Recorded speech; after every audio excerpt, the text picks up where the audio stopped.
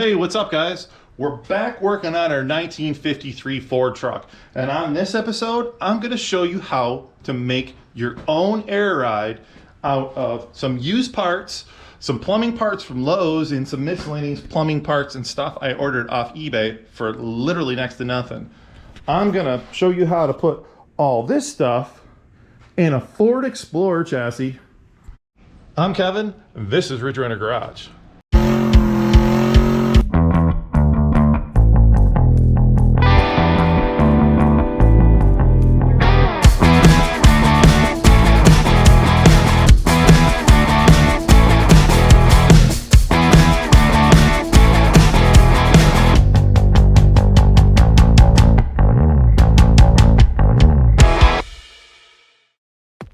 If you're new to the channel, welcome. And those of you that have been watching, thank you. And I thought we'd give you a quick update. We're in the middle of a series of videos where we're building a 1953 Ford F-250 that we found on Marketplace only 3 miles away from our home. We also found on Marketplace the perfect chassis swap, a Ford Explorer with a 5-liter V8 automatic 2-wheel drive. So far, we've stripped the Ford Explorer body, we've extended the frame 6 inches, and we've fit the 53 cab and bed to the Explorer chassis. And I encourage you to go back and check out those first 3 videos. In this video, we'll be getting rid of the old suspension and building our mounts for our homemade air ride. So let's begin.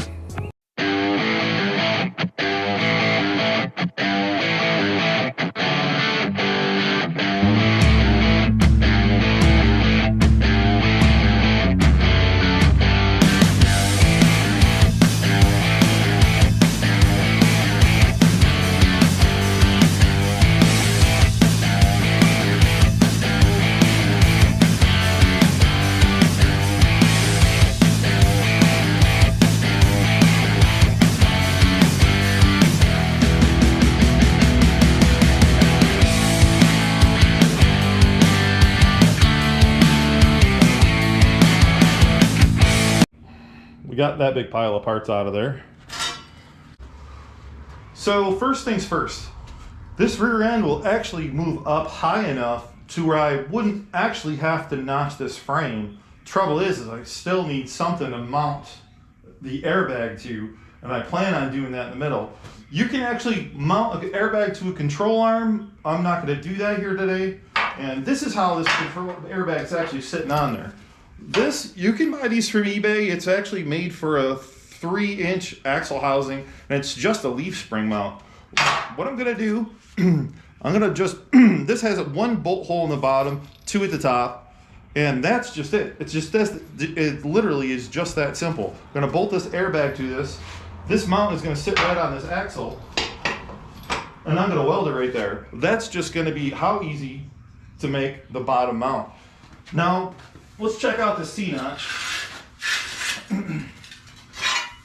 This is really nice. You can weld this all together. It only takes a few minutes to weld in.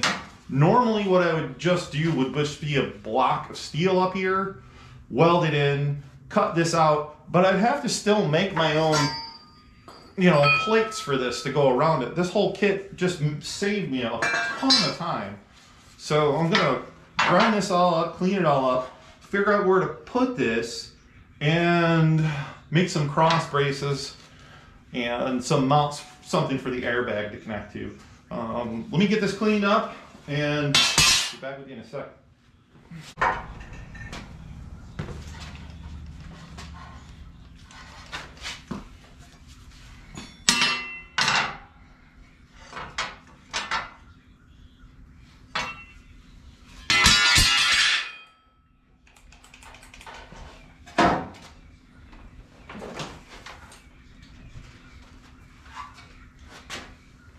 That's better.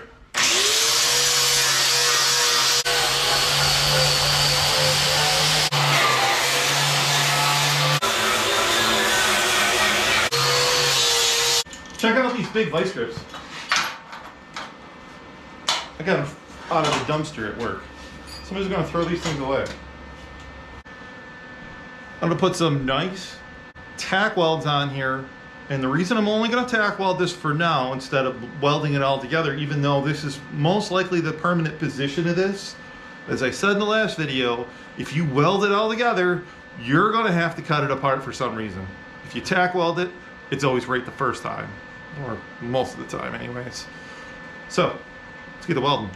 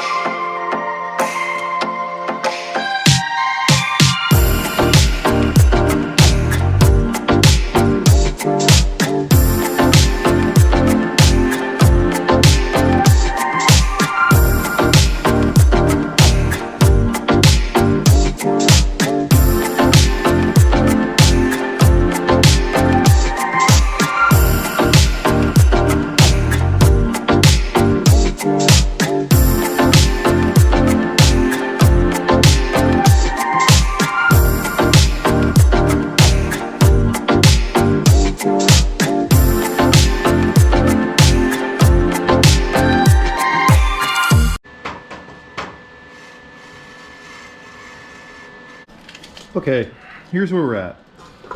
I've got both the leaf spring mounts marked on both sides, and I used the reference from the original leaf spring mount here to these mounts. Now, we're currently sitting at, looks like 6 or 7 degrees. I originally measured this and I had it at 4 degrees. So you tilt the front end down. Oh, we were way out. Where are we now? The center of this axle is exactly 14 inches from the ground, and that, well, actually I'll take that back. It's 14 inches plus 3 because it's up on jack stands, and that should be 17. And if you look right, 17. We have a 28-inch tall tire, okay? So this is going to be my exact ride height, you know, minus the 3 inches that it's up on jack stands. Now right now, I'm trying to hold the pinion at 4 degrees, which was our original angle. I don't have to be perfect, but 4 degrees is where it was. And I want to set this bubble at exactly 0. And throw a tack weld on. Watch your eyes. Is it level? And I'm at 4 degrees. Now I just have to duplicate the same thing on the other side. So this is what we're gonna do with the control arms. These are the ends of the leaf springs. I cut these off. I mean, it's perfect. I need a bushing. The bushings in here are actually not very good. So I'm gonna go ahead and weld to them without pressing this bushing out. If this bushing was still good shape and I was gonna keep these, I'd press these out, press them back in to do this, except they're in bad shape. So I actually went on eBay and bought a new pair. So this is what I'm gonna do. I set this up. These are actually studs from the rear shackle, so they're the same as the bolt that goes in this. And I'm going to use this as my jig. And what I did was, I cut, this is exactly 25.5 inches from center to center. So I cut this pipe exactly 25 inches from center to center. This is scheduled 4D pipe, it's not DOM. There's really no reason for this to be anything better than this. I believe that is 3/8 wall. So pretty strong stuff anyways. And what I'm gonna do, it's really simple. I don't have one of those, I think they're called coping, or whatever those drill press things are. They don't cut these things with a nice fish mouth or whatever. I don't know, I don't draw on a blank on what they're called. But anyways, what I'm gonna do is take the bushing, hold it over the center, right on the edge, trace it out. It's going to be roughly a 45-degree angle. I'm going to cut that on both sides, and I'm going to use the grinder to cut down the very tips of those edges, and I'll show you that in a second. So let me find center. Being this is a piece of scheduled 40 pipe, it has a spot where it was rolled over. So anyway, I'm going to mark these, cut these at a 45. Once I put safety glasses on.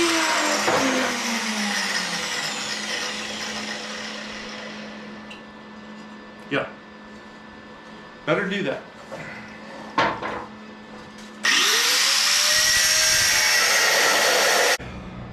That's what we're left with. And check that out. All I need to do is grind some of the tip down on both sides, and I have a perfect fit.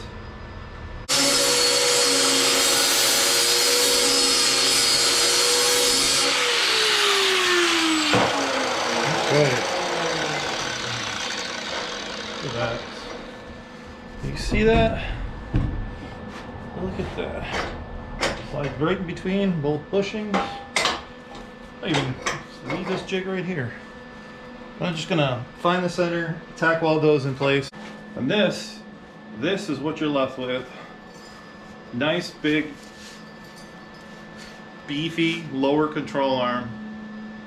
Just like that, super simple. I just happen to have a couple brackets that was awesome with already with holes and big enough for this bolt. And my idea is to weld them on both sides of this. So it fits just like that. And I'm going to just plate the back to reinforce it.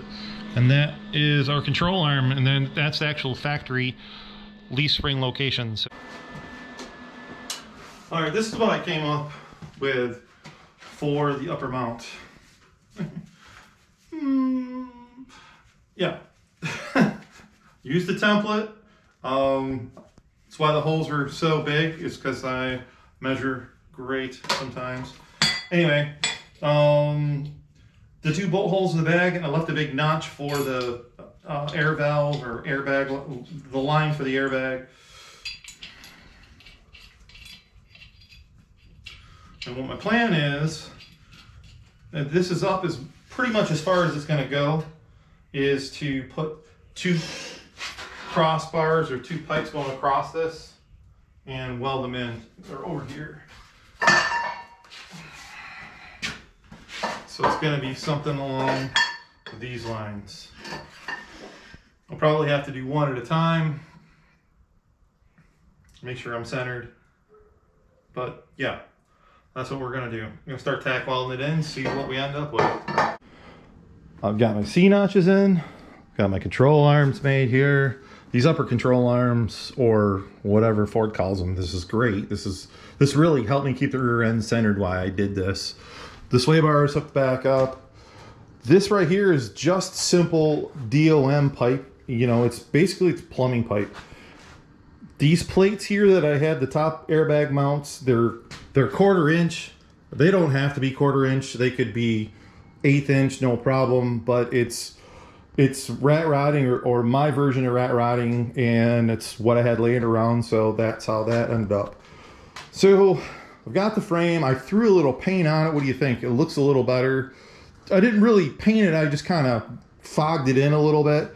And next thing is going to be, I'm going to build exhaust on this. I'm going to do that, and I want to do that because I want to get the body that you see sitting there out in my driveway. I live in a neighborhood and there is an HOA here. Nobody has said anything, so I guess that's great, but I'm sure that they're going to.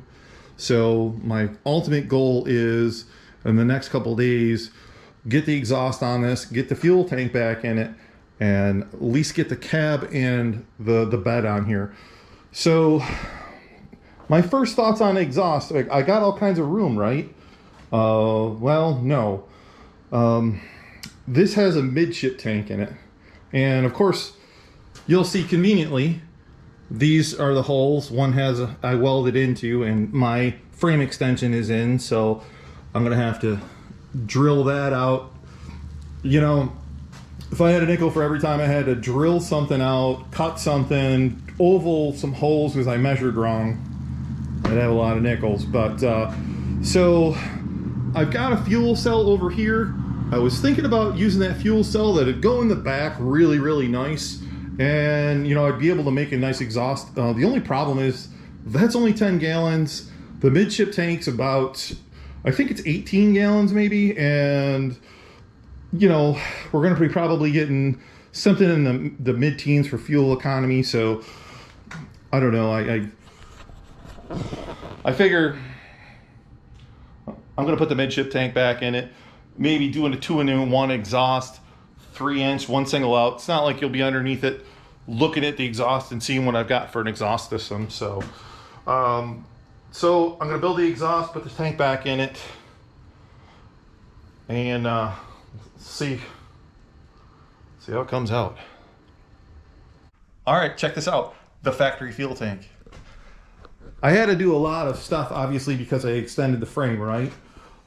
The factory fuel lines, I think with a little manipulation, they're gonna reach no problem. This is the factory brake line. I only extended it 5.5 inches in the middle, drilled those holes back out. These are the factory fuel bundle. Had to slot that back out. I was actually able to use even a couple factory mounting holes, so that was awesome. See the fuel tank's hooked up here. Got a little bit of a clearance issue here, so I am going to probably get rid of this thing, the fuel filler neck and hose, and probably just get a couple of 90s maybe coming off here going up over the frame, I think. I'm not sure. So but that's it. The fuel system's in it, airbags are in it. We're ready to throw some wheels on it. I'm going to hook a couple air lines up to this thing, and I'm going to hook a shut-off valve so I can wheel this out into the driveway, get the cab and bed back in it, wheel it back inside, and then I'm going to start building the front spring mounts. Let's work on getting this front suspension out of here. First things first, let's get rid of these torsion bars.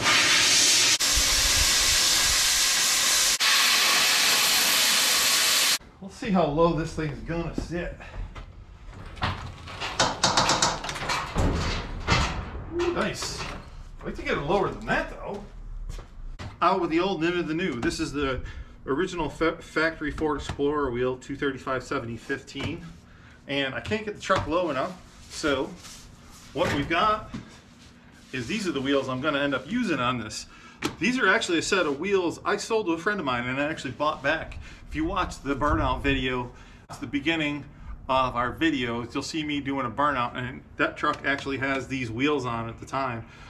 These are 8-inch wide. I believe they're a 4-inch back spacing. They're 225/60/18, and they are, as you can see, a couple inches shorter than these Explorer wheels. So hopefully, just by a little bit, this will get this a little closer to the ground. Now let's jack this up and see how far it goes. So, should go all the way to the bump stop. It'll go a little farther, but it will have to. It will not go only as far as the tie rod ends will let it go. So that's what it wears at. Probably somewhere's in there. And we have a lot of room in there, more than I thought. A lot more than I thought, actually. We've got more than enough room to do this. We don't even need to. We're not even going to need to cut those cut the frame, I don't think. Originally, I thought we were going to have to. Normally, or at least not normally, I mean, what I did on the last two torsion bar trucks was I just welded another plate of steel here. One of our previous videos, or one of our past videos, I had shown that on our 54, the Ridge Runner truck. How I did that, I just welded a piece of steel in here, drilled a couple holes in it, boom, just like that, as simple as can be. The lower control arm though was a lot longer and it was flat, so I just drilled 2 holes in and bolted the airbag to it. This one's not too flat though, so it's probably flat enough, but I bought those used set of airbags, and it came with these two mounts. So that's the bottom with just a single hole in it, and this is going to be the top. So I could probably cut all this stuff off and just, well, I guess I could probably just weld this right in here, depending on how much this control arm or this upper knuckle swings in. That's what my fear was to have to notch that out, but it goes in pretty far. There's actually kind of a notch there right now with where the shock went, so maybe we'll utilize that. Well, first things first though, I've got to get out the cutting torch, and I guess I don't have to use a cutting torch, but I think it would be easier. I'm going to get rid of this bump stop, and while I'm at it, I'll get rid of this upper shock mount because we don't need it. So let's get into this.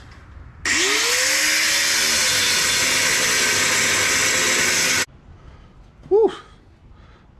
The conf wheel's trying to get me today. That's why you wear gloves, right?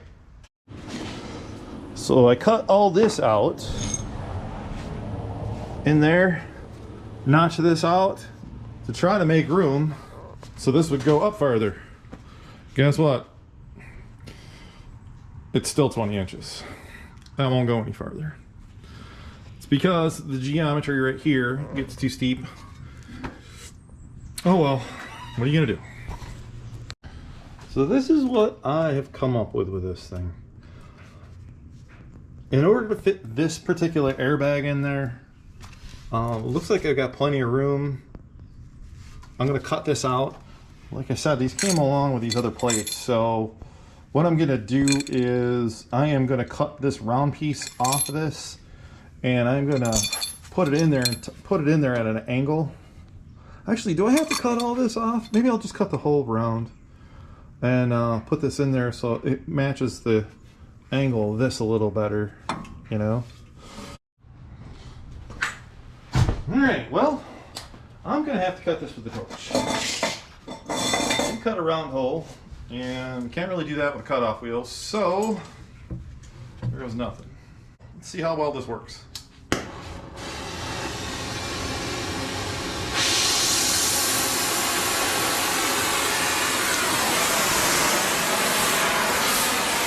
Gotta have torches. I can't imagine a life without it.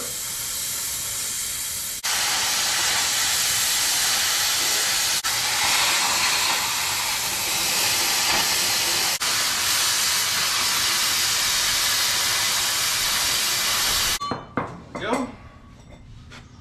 See how this fits? It's pretty good, all things considered. All right, this is what I ended up with. I ended up using that whole mount in the bottom here. Made a couple braces, as you can see that on this upper mount. Ooh. Look at that frame. She's just a cheechin'.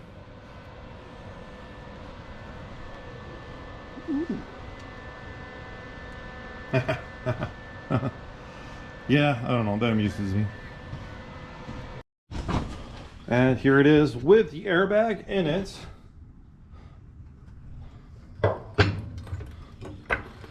And we're gonna get this, the bottom bolts tight-ish, the top is not. Hopefully that goes in straight. And you'll see it'll squish the bag, but there's still plenty of room. There it goes. All until it starts moving the frame. And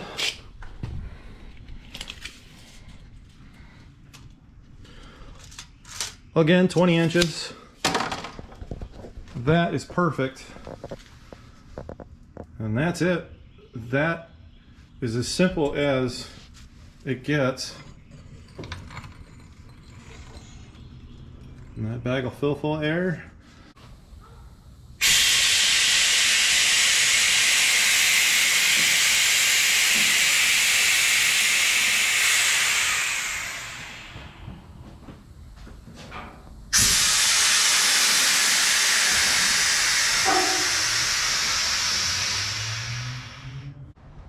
All right, well, that's it. That's how you build air ride for your 97 Ford Explorer frame. Now, the same theory applies to maybe anything you might be building. There's a lot of S10 chassis swaps, and maybe even if we were building on this 1953 Ford F-250 original chassis. The same kind of ideas go. So also I screwed up on the back, so I am going to have to actually shim the airbag mount up about 4 inches, because when it's laying all down on the ground, it's actually not level. So my mistake. I'll show you guys that in the next video. And on the next video, we're going to fit this cab, the bed, and the front end onto the chassis.